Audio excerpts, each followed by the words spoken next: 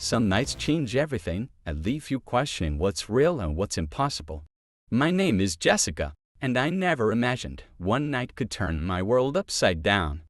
It began as an ordinary evening. The streets were unusually quiet. Street lamps flickered softly, casting long shadows that seemed to move when I wasn't looking. I felt watch, though I tried to ignore it. Until I saw him standing near the old park gate, his silhouette dark against the dim light. "Jessica," he called softly, his voice steady yet urgent, "wait for me." I had known Ethan for months, colleagues, acquaintances, people who shared polite conversation, nothing more, but that night, everything about him seemed magnetic. "Are you okay?" I asked, my voice trembling despite my attempt to sound calm.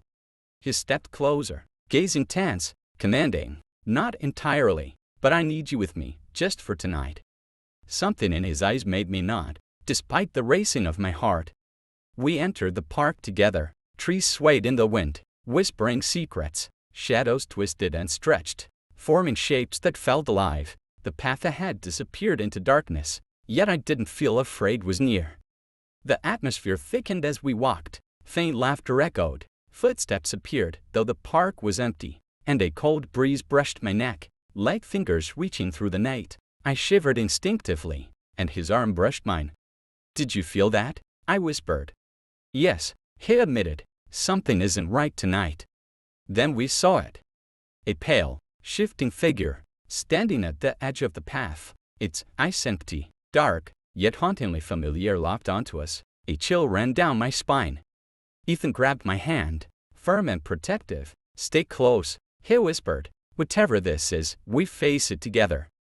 My heart pounded not just from fear, but from the thrill of being so close to him. Amidst something I couldn't explain, the figure floated silently, shadows curling unnaturally around it. But each time I looked at Ethan, I felt safe, grounded. Desire and fear twisted together, igniting something inside me. Suddenly, the figure vanished. Silence reclaimed the park, but the tension didn't fade. I leaned into Ethan, letting the warmth of his chest calm me. His arm wrapped around my waist, pulling me impossibly closer. "Jessica," he murmured, lips brushing my temple. "This night, it's more than strange, but being with you makes it bearable." And in that moment, amidst whispers, shadows, and chilling wind, I realized something exhilarating.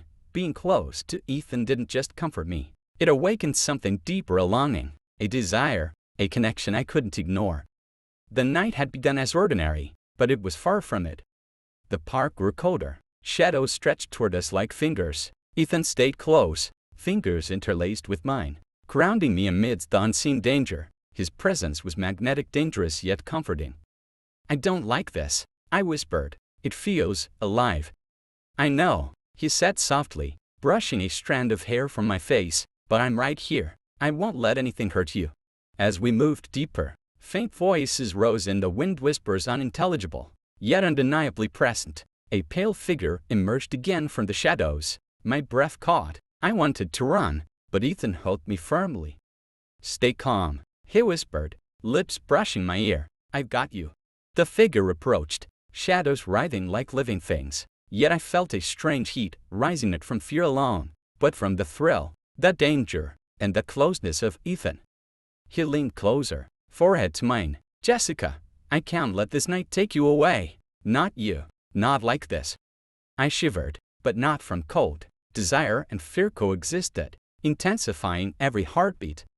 "Ethan," I whispered, hands brushing his chest, feeling the steady beat beneath his shirt. "That's it," he murmured, lips brushing mine in a slow, deliberate kiss, not desperate, but full of intention, protection, and longing. My body responded instinctively, leaning closer, hands finding his shoulders. Warmth mingled with thrill, fear with desire. The shadows seemed to recoil at our closeness. The figure watched, but didn't approach, as if our bond formed a shield. Minutes or hours passed. The storm of fear and desire settled into a shared heartbeat, foreheads touching, breaths mingling, the park silent once more, yet my heart roared. I don't know what that was," I whispered. Ethan smiled softly. "Neither do I. But I know this being with you makes me feel alive, even in the darkest places." That night, amidst shadows, whispers, and figures I couldn't explain, I realized some nights are terrifying, some nights are intoxicating, some nights change your heart forever. Being close to Ethan didn't just shield me from fear, it awakened love and desire I had never dared to feel.